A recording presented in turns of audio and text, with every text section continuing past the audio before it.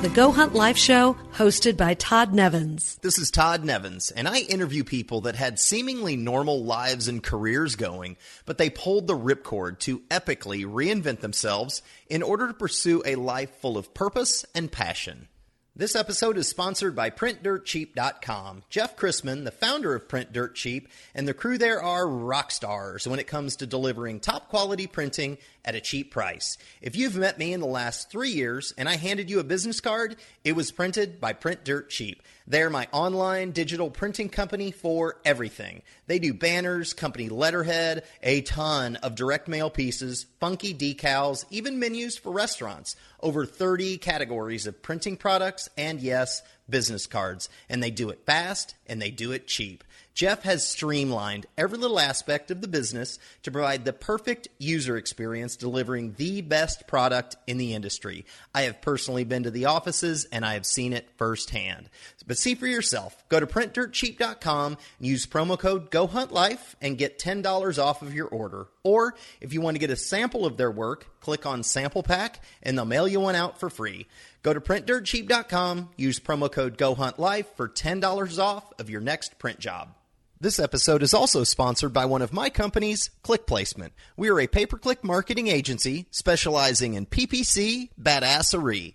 We have literally helped hundreds of companies over the last decade drive engagement through paid search advertising using Google AdWords and Bing Ads, LinkedIn, and of course, Facebook. We work with startups, established businesses, and nonprofits to customize campaigns to drive sales or leads, build brand awareness, sell products, or generate mobile app downloads. Hit us up at clickplacement.com or on Facebook, Twitter, and LinkedIn to start a conversation. Get started. There's no point sitting on your butt doing something that doesn't fill you with life. You know, we're alive for a reason and we're not here for long. You know, we are just a kind of a blink in humankind. Our lives don't matter unless we give them some meaning. So what are you wasting your time for? Don't be afraid of the unknown. You know, every time we do something new, we're rubbish at it. But every time you do it a little bit more, you just improve and you get better and better. So it always works out if you give it the chance to. That was Dave Cornthwaite, and he is an ultra-endurance adventurer, a filmmaker, an author, and a global public speaker. He's built his life around sharing his stories of self-propelled travel. But Dave started his life after college as a graphic designer. Unfortunately, he was terrible at it, and he reached a point where he was miserable with his choices. But he didn't know how to start the daunting task of building a new life until he did two things.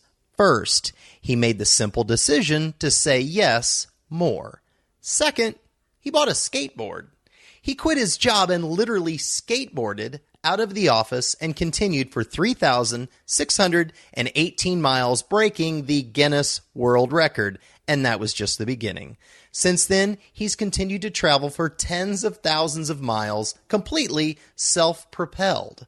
Kayaks, bikes, swimming, anything that keeps him moving forward. In fact, he's also accidentally started a cult, and it's one that you would actually want to join.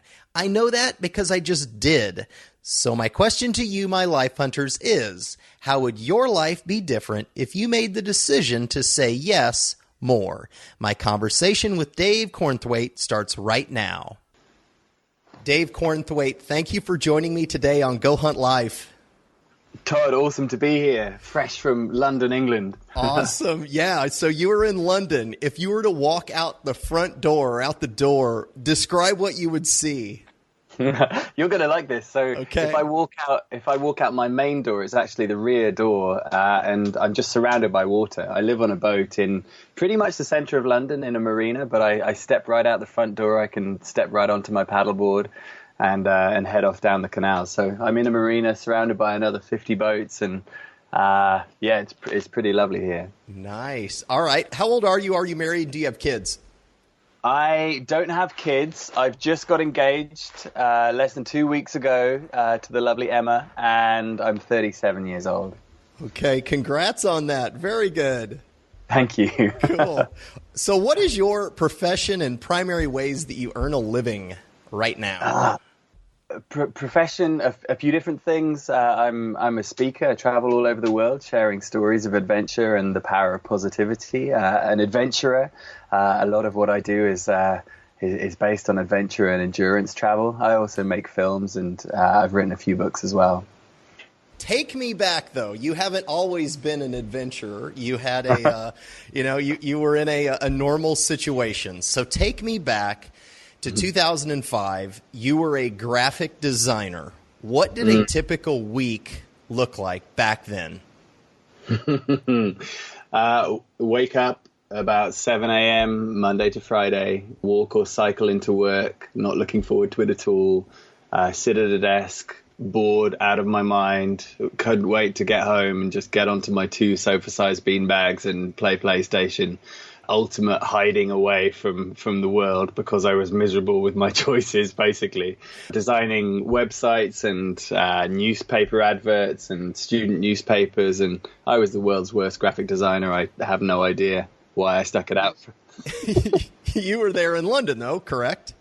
I was in Swansea at the time, so that's a small city in South Wales, in the UK. Still, I'd been at university there, and then I taught myself graphic design. And for some reason, someone asked me to go and design for them, and I managed to pretend I could design for 18 months before just waking up on my 25th birthday and realizing my cat had a better life than me, and I wasn't really using any potential I had as a human, and. And that was that. I started changing. So were you working for a firm or a big company or in a cubicle, or what did it look like? Strictly, there weren't really any huge companies in Swansea. It's a fairly small place. So I was working for an advertising firm who tended to deal with student unions and universities around the UK. And as a result, they had a contract to design a lot of newspapers and websites for those organisations. And they brought me in to do a little bit of that. I met them because I was the newspaper editor at Swansea University's paper. So off the back of that. Yeah, I guess I always think, I look back now and I'm really glad that I did a couple of jobs through my student days, and then ultimately that graphic design job, in inverted commas, that I hated. I think it's really good to do some just horrible work that makes you question your decisions, because ultimately that's a great trampoline to go on and use your time better. What did you hate so much about it? What aspect of it was like, this is killing me every day?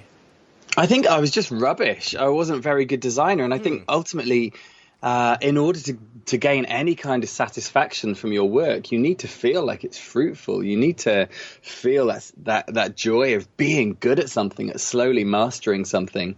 And if you're not very good at anything, I didn't really feel any connection to my work. If you'd removed that role and what I was doing from existence, the world would have been a better place rather than a worse one. And dark. Yeah, maybe. But also it was just so menial. I was doing the job because it paid me money, period. And I didn't get any intrinsic satisfaction from it. And I think it's really important that we all find that satisfaction from everything we do, work and play. But as a result, I guess I tried to justify earning an income in all the wrong ways. I'd go out and get drunk on the weekends, and I'd go down the DVD store and buy 10 on sale DVDs just because I had money. And it was just these little short-term bursts of satisfaction that I was just trying to coax myself into believing that I was actually doing the right thing. But after a while, I guess it was always going to come to an end. And I look back really fondly on that time, actually, because it boosted me out of this kind of day-to-day drift. So you wake up on your 25th birthday, you realize your cat has a better life than you do. I mean, what started the thought of doing something really drastic with your life? Did it just come to a head right on that morning, or something was leading up to, man, I got to make a change?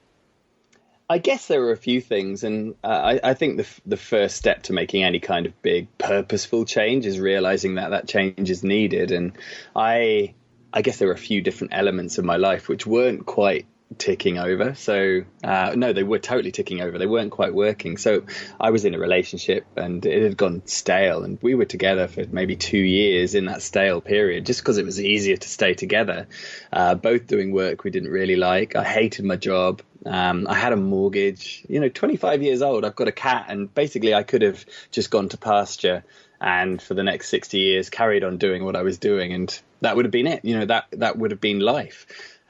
So when I woke up on the morning of my 25th birthday, I'm thinking, wow, 25 is a nice round number.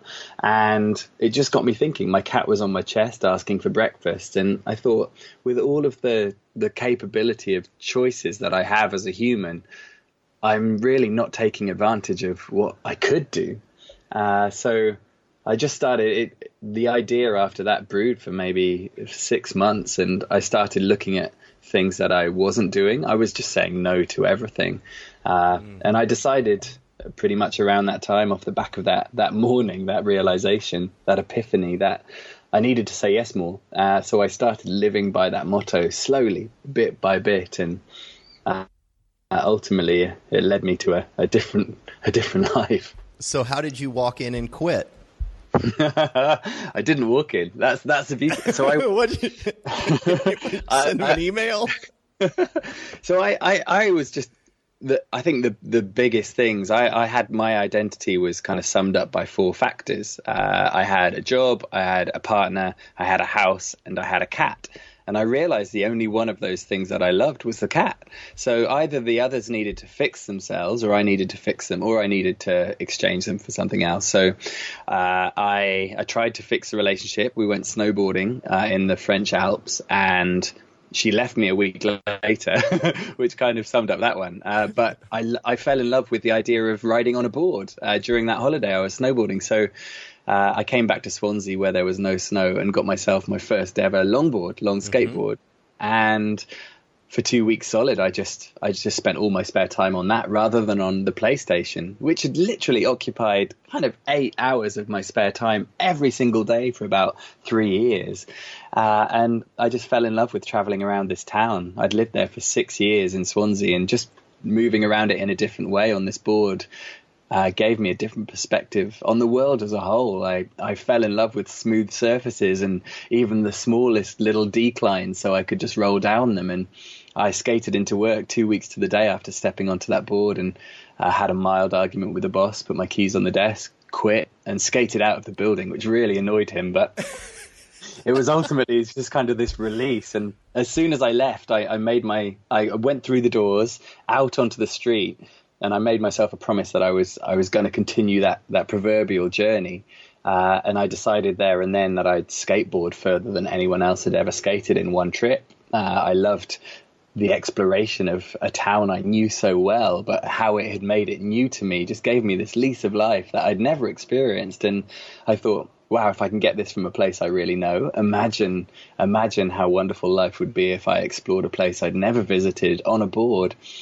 So right then I decided that I'd break the Guinness World Record for the longest journey ever skated. And I guess it just carried with that decision the hope that all of this new experience would lead me down a new path. I didn't know what it would be, but for the time being, that the promise of that journey was all I needed. How were you planning on making money and paying for this record? There was no plan. No plan. No, and I love that. I just thought I'd saved up a little bit of cash, and instantly I came to this realization that I need to do something different. I don't know what my other skills are, but at the very least, if I can do this thing, which was a very personal challenge, just trying to skateboard further than anyone else had ever skated wasn't going to lead to any new income, I imagined. But what it would do is give me the confidence to just make a decision and go for it. So I figured that it's not what you earn, it's what you don't spend. So I started living really frugally. I didn't go out and get drunk. I said no to people when they asked me to come out for dinner. And I just didn't spend anything unless it was an investment or the necessary stuff like food. And I slowly, over the course of a year and a half, started planning out this project which I called Board Free, and I raised money for children's charities and skated the length of Britain as a warm-up, 900 miles, and then in August 2006 I headed off from Perth, Australia, and ultimately skated for 156 days. Oh my gosh. All right. So on one of your videos on your YouTube page, here's a quote. It would have been so much easier to stay and let comfort kill my ambition than to start that daunting task of building a new, happier life. But man, I'm glad I chose the hard way. And the key phrase that jumps out at me is daunting task of building a new and happier life. I mean, that's the hard part. That is definitely the hard part. It's easy to quit, more or less, but it's pretty hard to like, okay, now what? You still had a cat, you still had a mortgage and all of that, but you said a year and a half to plan to break the record. What transpired in that year and a half for you to, what steps did you go through to start rebuilding a new and happier life? I guess it just, first of all, it was a question of values. So I'd been wasting my time up until then. I guess ultimately I've managed to prove to myself at least that I've got some skills, I've got some ability, some determination or whatever. And I felt like I had some kind of fire burning within. I'd just never given it a chance to get out. So that the simplicity of, okay, I can skate 10 meters. I know I can skate 3,000 miles or across a continent if I have the time and the will.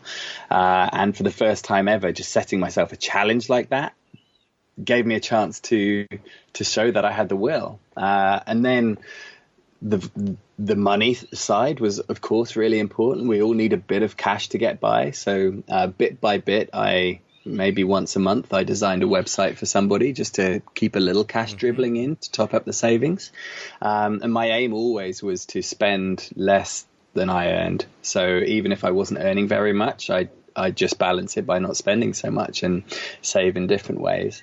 And then bit by bit, I just realized that I didn't need all the stuff that I'd been spending my money on beforehand. And eventually, I got rid of the house and completed that whole project, from setting up a charitable initiative and then doing a warm-up and learning to engage with press and designing my own website and things like that, which suddenly proved to me that I could design because I was passionate about it. Yep. And also it meant I didn't need to outsource those skills to other designers who ultimately I couldn't pay properly, and therefore it wouldn't have been a priority for them, and there would have been this lag between me wanting a change on my site and someone else doing it. So working out that I loved being in control, I loved making a decision, and instantly in 10 seconds I could make that alteration either in my life, because I was totally freed, albeit without an income.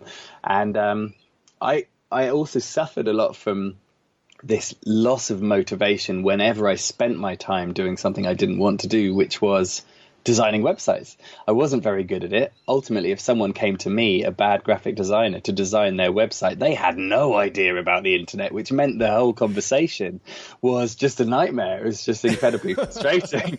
And that demotivated me. I knew that process wasn't going to get me to wherever it was that I wanted to be down the line. And by spending time doing something I didn't want to do, I wasn't spending time becoming the man that I hoped I would be one day. So slowly I drip fed that off, and I lived really, really frugally for about 3 years after the skateboarding trip. I got a book deal as soon as I made it across Australia, and I know I'm jumping forward by a year, but that gave me the inkling that maybe there was an income beyond graphic design, which was all I'd known before. So I thought, I want more of this. I want to live this way. I want to be free. I want to be in control of my own decisions. And I could see that other people who were mainly on television were maybe making a bit of money speaking, or they'd written a series of books, and there was obviously money to come from that. I knew 100% that there was no way I'd make a living writing books about long distance skateboarding. But even, a couple of $1,000 as my first ever book deal, that just it just gave me this real thrill, this buzz. And I loved telling stories, or more importantly, I loved having a story to tell finally. And simply all I needed to do was do something different, and then I had a story to tell. Okay, so jumping back just a second, you get on a plane in London, and you choose to go to Australia to start your journey of breaking the world record. Why did you choose Australia, and where did you start there?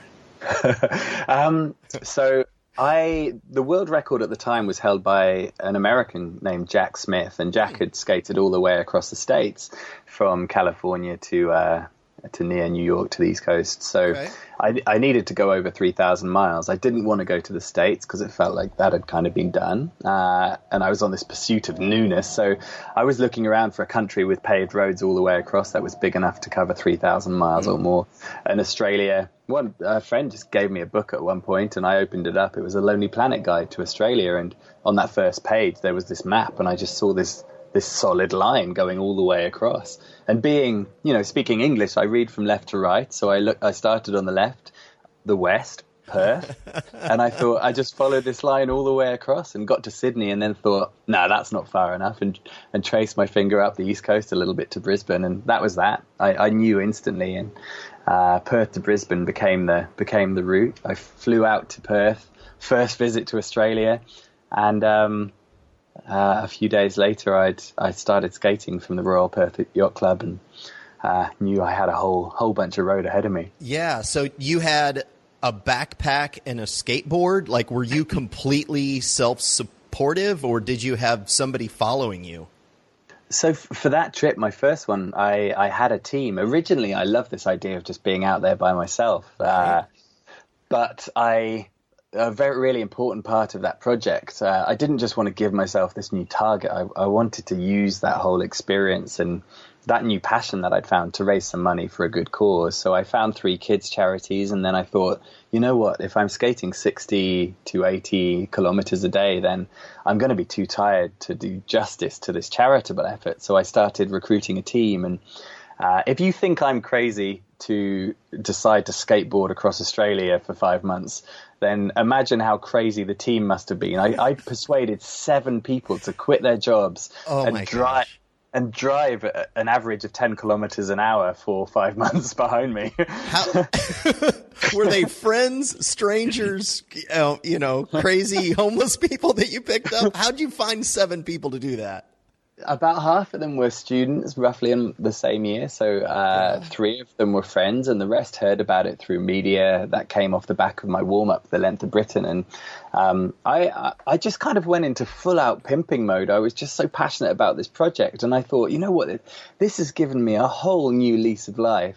And surely this story can, inspire or impassion someone else in their own way if they just hear it. So I was just telling everyone when I bought a coffee, I tell them about it. When I write to every newspaper or magazine under the sun that had any kind of link to the outdoors or geography or sport or endurance or whatever. And I just got the word out. And then, people started writing to me after that. And so, my team came together. I had a photographer. Everyone had a job, photographer, PR. There were a couple of kind of roadies helping out with driving and stuff like that. And, and onwards. So when was this? What year did that start in Perth? August 20th, 2006. I started skating out of Perth. Okay, so and that was, obviously the internet was around and social media was around, but it wasn't anything like it is today. So you said you were writing to newspapers and magazines and publications and anything that anybody that you think could help you get the word out. Was that was your go-to guerrilla marketing tactic, right? Yeah, totally. And it's such a good point because that early, it wasn't until mid-2007, after I'd finished that skateboarding trip, that Facebook and Twitter became public. So I didn't have that. Right. I didn't have those tools. This was before that. So actually, I wrote hundreds and hundreds of personal letters with my hand and a pen and posted them to people. Sure, there was obviously email then, and I emailed a whole bunch as well, but I was constantly being rejected, mainly because I was just full of this. I've just started skateboarding and I want to go and break this record. And for anyone who didn't know me, which was everyone on the receiving end of these letters or emails, they must have been like, well, this guy can't skateboard. Of course, he's only just started, so of course he can't do this. So out of maybe 900 odd requests that I sent out to different companies for financial support or gear support, I I had less than 15 positive replies. Oh my but gosh. And everybody from the team contributed a little bit of cash, and ultimately, you put that together in a pool, and it covered the cost of the whole trip across. So it was a big old thing, but because it was such a random journey, this redheaded, translucent skinned person trying to skateboard without shelter across the hottest country in the world, who does that? So it was this little corner story in newspapers around the world. The website had 18 million hits in 8 months, and I know, it was absolutely crazy. It was massive, and I was just this little guy who couldn't even skateboard with both legs. I literally just used one leg the whole way across because I was rubbish. And I just think, God, if I had a Facebook page and a Twitter account just even a year earlier, my audience would be like, 20 times what it is even now, 12 years on. It's really funny. But yeah, so it was this crazy time, but all the while I just believed in it. For whatever reason, this zany personal idea, it became my life. It was my thing, and I knew if I got to the other side, if I didn't get kind of hit by a car or break my ankle falling down the aeroplane steps on arrival into Perth, if I just carried on moving, eventually I'd get there. And I just knew that was the beginning of some story. I didn't know what the second chapter was, but. Did you fight any self-doubt at all? Like, what am I doing out here? These 7 people behind me, and I've got all this stuff going on. Like, and all of that excitement ends, I mean, at mile 10 or mile 200 when you're in the middle of freaking Australia. Did you ever come up with like, man, sorry guys, sorry I got you into this. What are we doing out here? I was just amused by the whole thing. It was every day I was just filled with this weird satisfaction of creating something that was so odd. And the weirdness of getting out of the back of a van every morning and walking out to the road with a skateboard under my arm and just skating all day long never escaped me. At the same time, for whatever reason, I think I never had any self-doubt. I knew that it was just really simple. I think all of the best things in life are. It was just a simple equation of carry on moving and I'm going to get there. And yes, I know this is going to be hard sometimes. You have to accept that if you're going to go and do a trip like this, there's going to be a modicum of misery and hurt and despair at points. But that's part of the game. It doesn't matter whether you're setting up a business or whatever your road looks like. It's going to be difficult, and that's exactly what I wanted. Life up until then, it was so easy in many ways. It was miserable, but it was easy. We can live for 80 years now and not challenge ourselves once, but as a result, we don't get anywhere. We don't work out who we could be. So I started to embrace those harder times, and I knew I could do it. There was no question of self-doubt. It was just a case of, okay, yeah, this is hard today, and I'd love to sleep.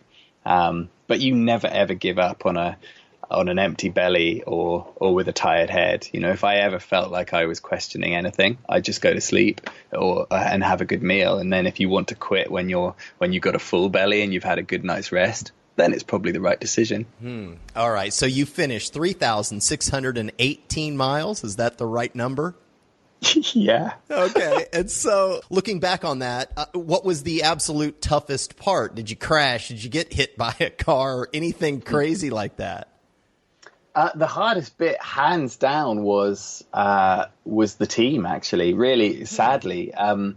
So living in a kind of an intense environment where, everyone was working towards the same goal ultimately, or at least that's why they came together. But until you're out there, in the middle of the Australian desert, and there's no creature comforts. Family's a long, long way away. Everyone was from the UK. And it impacted everybody in a different way. And sadly, there was a bit of infighting in the team. And I'd come off the road after skating, all day long in sometimes kind of 45-degree temperatures and 45 degrees centigrade. And I was exhausted, I was just beat. And then everyone was fighting around me, and that was so exhausting. And everyone ultimately, I kept everyone together throughout the whole trip, but it was incredibly difficult to manage the personal side of that. Stupidly, I've learned from this, but I didn't kind of have a chief of staff on the team. I was the one managing everyone, and I was just too tired to do it effectively. So that was definitely the hardest thing, and ultimately led to just a preference to travel solo most of the time as my next adventures came up. That's an interesting realization. You were building a startup. I mean, you were a startup founder, bootstrapping a startup with 7 people for 156 days. That's interesting. I didn't expect for you to say that it was keeping your team together. Yeah, that's a grind. You're grinding it out literally on the road every day, and then you come off and you've got to put on your CEO, founder, manager hat to keep it all going. So all 7 people and you all completed it together? Yeah, we did. Everybody continued, and you're so right. That connection, that likeness to a startup is exactly how it was. And ultimately it led me to a really important realization, which was, one person comes up with an idea. Ultimately, even if you're having a conversation with a mate who ends up being a co-founder, one person comes up with this idea, and that's theirs. No, you can never expect anyone else to care about it as much as you. Everybody has to see a personal benefit whenever they join in a club or a team, a mission or a startup venture, and just keeping the incentives there for everybody is so important. But you can never expect anyone to care as much about your story as you do. So that, I think that's ever so key to realize if you're ever leading a team or trying to encourage other people to support you. Okay, so you come off the road and you got a book deal, and you said a couple of $1,000s. How did the book deal come about? And that was enough to just springboard you forward, and the light bulb went off, like, okay, now I'm on my way. Is that how it all unfolded? Yeah, more or less. So like I said, there was a huge amount of media about the skateboarding trip, and there's a big paper called the Daily Telegraph in the UK, and 30 minutes or so after I'd crossed the finish line in Brisbane, the champagne was being guzzled. I got this call. Our team phone got a call from a publishing house in London, and they said, "We've been following you, reading your blogs, watching your videos, and just following the whole story for 3 months via this newspaper. We want your story." That was it. I didn't 30 minutes. Yeah, after totally. You finished. That was and all I'd ever really wanted to be was a travel writer. Of course it's this thing, what a dream job on the face of everything. But up until then, I didn't have a story. But now I did, and it was almost immediate vindication of all of those months of planning and prep and struggle and skating and developing a really large right calf. So I stayed in Oz for a couple of weeks, and then I flew back to London and signed a deal with these guys and wrote the book for 3 months.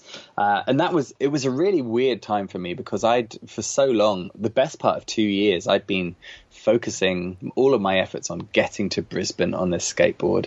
And then when I got there, my focus was gone. I was so low. Life was grey, comparably to, even if it was hard, every single day on the road was special. It was full of colour and new people and challenges and blisters and hills. It was kaleidoscopic.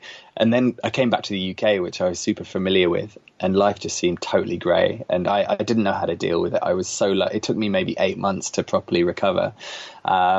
And in that time, it's probably not the best mindset to be in when you're writing your first book. As a consequence, it's really miserable. But I knew that simple power of making a decision, like skateboarding across Australia in that case, and then just acting on it, had changed everything for me. And I wanted to carry on living that way. I just didn't want that compromise of sadness at the same time. So I started to look around for my next challenge, and suddenly everything became an opportunity. And I was so tempted time and time again just to go back and get a proper job, being in town and seeing people. I was tempted just because of money, just because I was low. I didn't know any way out. I knew I didn't want to skateboard anymore. I was sick of the damn thing, but I did want I wanted that energy and that passion that came from setting myself a goal and just going for it no matter what. But at the same time, I had this jealousy of people just, in suits walking down, not because they were in a suit, but because they were walking out of a job knowing that they had money coming in constantly. And it took me about 3 years, so up until kind of 2008, 2009, to become comfortable with the fact that, you know what, all I really need is a hammock or a bivy bag or a tent and enough money for food, and the rest will work out. And I totally compromised everything in order to spend my time developing the skills which I wanted ultimately to make a living from, which was, adventuring and stories and film and speaking. And so kind of 2 years. That's a long time, man. That's a long transition to go through. Well, I mean, ultimately I lived out of a bag for 8 years. It was only last August that I bought a home, which is a boat, which is a kind of perfect fit. So for a long time, I was bouncing from sleeping in parks by choice, in a hammock or in a bivy bag, to sleeping on people's couches, going and staying with my parents. But I didn't pay rent for, apart from 1 month, I didn't pay rent for 8 years, which meant that I wasn't spending all my cash. I was just spending. Wasn't under that pressure to do something I didn't enjoy for money, and ultimately it meant I was spending my time building up this new life. So it was daunting and it was hard, as you said right at the beginning of this segment, but it was so worth it. I wouldn't change anything now. Let me jump into Say Yes More. You referred to that earlier. Then on your Twitter profile, it says, I accidentally started a cult.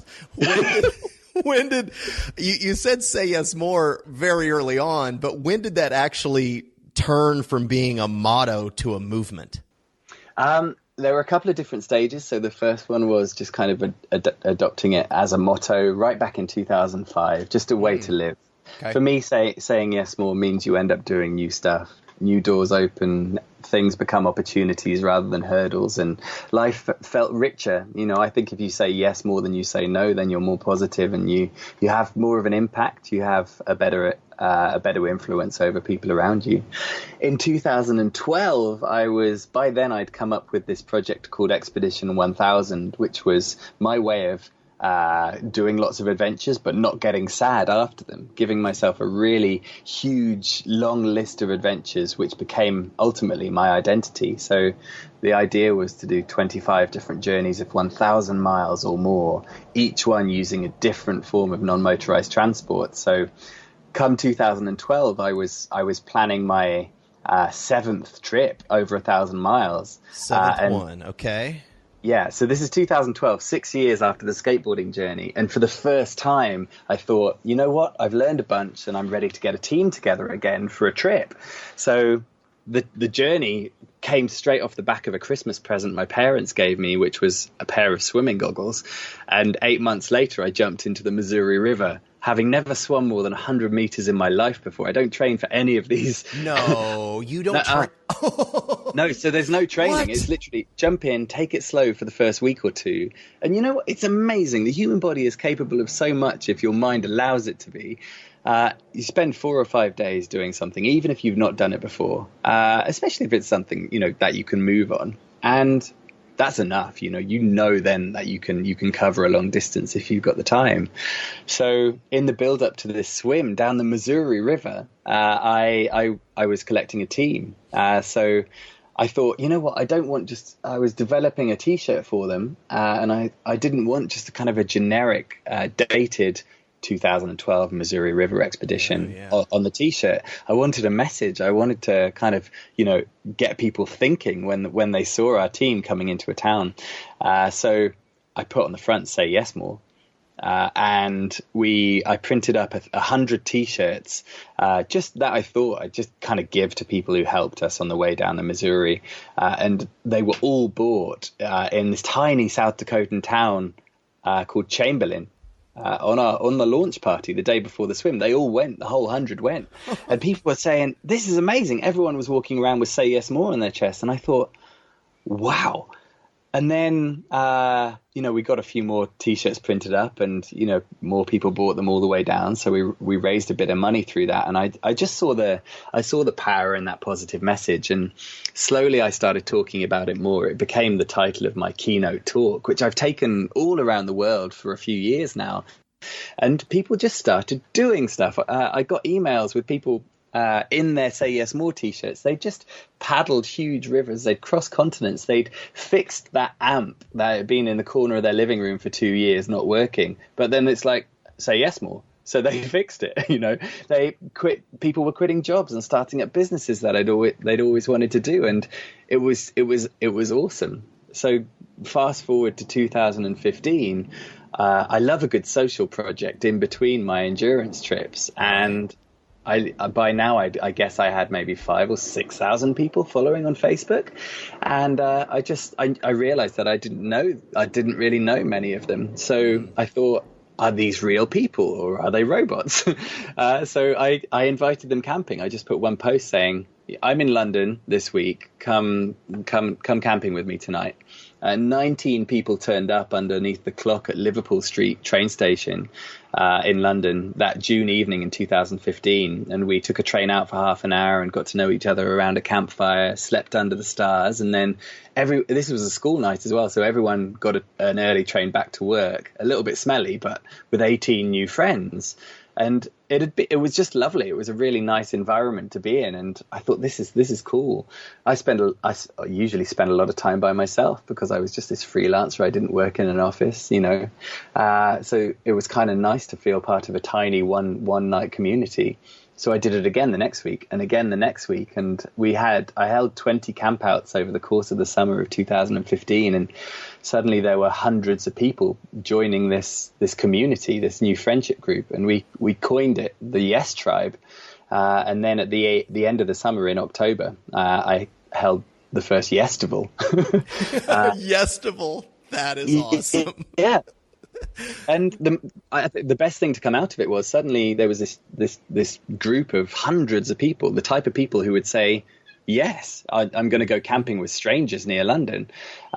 Whereas, you walk down the road and ask any particular person you kind of picked off the underground tube or off the street and say, do you want to come camping tonight? They'd be like, are you kidding? I'll probably die. So suddenly this was a really empowering, positive, professionally positive, I think, environment and group of people. And as a result, being surrounded by positive people, you end up feeling like you can do more because there's more example of that. And you have fewer naysayers around you as well, questioning you. Are you sure you want to give up your life? What about everything you've worked for? You're going to die. This is impossible. All of that nonsense that we get thrown at when we decide to do something out of the box. Sure. So that's where it started. That was the accidental starting of a cult. And it's not that long ago, just 2 years ago.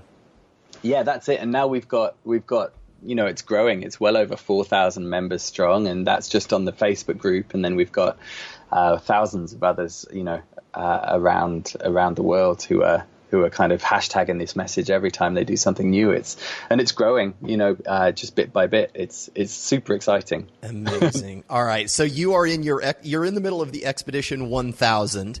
Are you 13 through? Yeah, I just less than 2 weeks ago finished journey number 13. And when did Emma jump on board? How did that all come about? Because you're out there on your own and you're moving by yourself. Like, how does someone have time to have a relationship? I know. I mean, whatever you're doing, especially if life looks a little bit different from the average, which has definitely been the case for me over the last decade. You get used to the regular questions that come in, and one was like, how do you have a relationship? Will you ever have kids? How do you settle down? What happens? And I guess by then I just thought, like everything works out. So at some point I'm living how I need to live in order to be that cringy best version of yourself. Right. And so I was on what I thought was the 12th journey of Expedition 1000. At the end of 2015, I was walking with my friend Leon, who's a filmmaker, around the Middle East. We were walking through the West Bank in Palestine, and the aim was to walk 1,000 miles around the Dead Sea, just making films, meeting locals, and basically sharing almost real time on our social media channels what we were finding. And we knew when we were planning this trip that this wouldn't be the typical rhetoric you get on the news. So that was the aim of that trip. And after walking the length of the West Bank and then crossing over the Jordan Valley, we were scaling up the other side of the Jordan Valley, and I put my foot down and it hurt. And I broke my leg. So I broke my leg in 2 places and had to come home early, kind of 4 months early. And the first thing I did was go up to a New Year's party. It was right at the end of December. I went to a New Year's party, which the Yes Tribe had put on. These things were happening all the time. And that's where I met Emma. And that was that. And that was December of what year?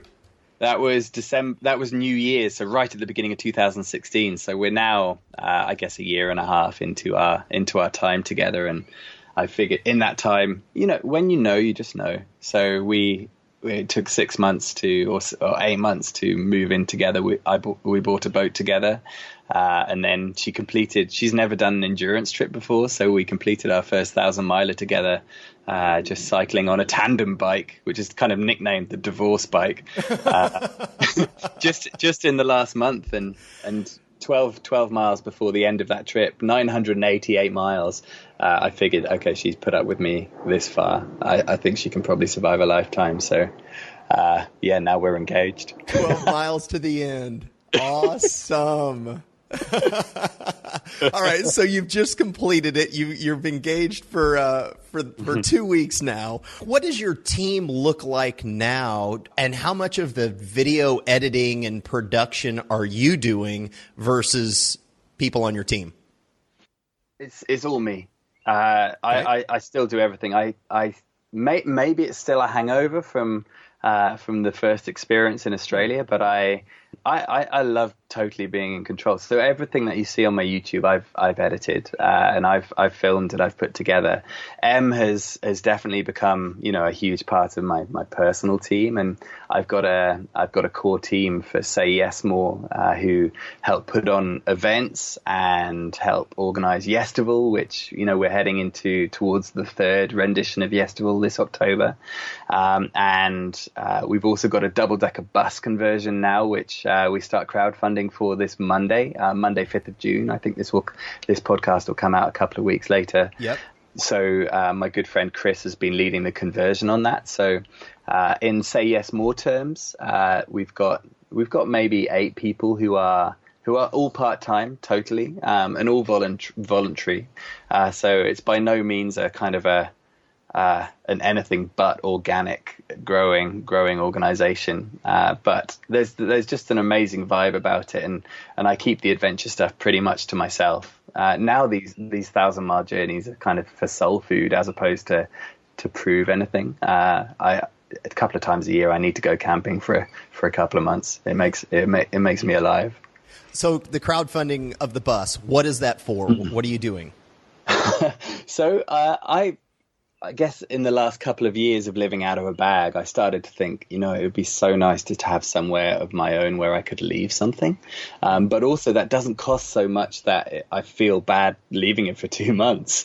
And I adore this concept of a tiny home, rebuilding, building a home out of a storage container or a wooden cabin or something like that. So moving onto a boat last year was kind of the end of a regular thought process that I'd buy a double-decker bus and convert that into a home. But because the Yes Tribe had started growing, we realized the need for an HQ. So we've got over 3,000 members in London alone, but we couldn't afford a building in London, and I didn't really want to commit to the expense of kind of renting something. So we bought a double-decker bus a year ago, almost a year ago today. And over the last year, we've been converting it into a community hub, a countryside escape, a co-working space, multiple uses. And it's gonna be, we found some land. It's gonna live an hour's train ride south of London, right in the heart of the countryside, and become this refuge, a place for people who are just worn down by city work and living to go and escape and have a digital detox on the weekends. During the week, we're fully teched up, so it's an event space, projector screen. We've got a cinema on the bus. It's just insane, and we've proven that we mean business. The conversion's always complete. We're launching the crowdfunding campaign to pay off the conversion costs, prepare the land, and get the running costs covered right up until spring next year, so we can give the whole project a good kickstart. Is it on Kickstarter? Like, how do we find this? How do we contribute? Yeah. So the best way to find it is go to sayyesmore.com. And through that, you see all the Say Yes More channels, also my own channels, which is just my name, Dave Cornthwaite. It's all linked through there. So if anyone hears this and it's kind of before mid-July 2017, then the campaign is still running. And the bus is in the same place that we hold Yestival each year as well. So it's open to everyone. We're doing everything from, workshops to help people develop skills so they can go freelance and work on their own terms, to developing programs for inner city school kids who've never had the chance to even visit the countryside. So ultimately, it's a bus to get people out of the city into the country, and thinking more positively and differently. Amazing. All right. So what advice do you have for the graphic designer that's sitting in a cubicle right now in the middle of USA, Canada, Australia, wherever, and they are passionless, but that daunting first step, that task of rebuilding something new, what advice do you have for that man or woman? Get started. There's no point sitting on your butt doing something that doesn't fill you with life. We're alive for a reason, and we're not here for long.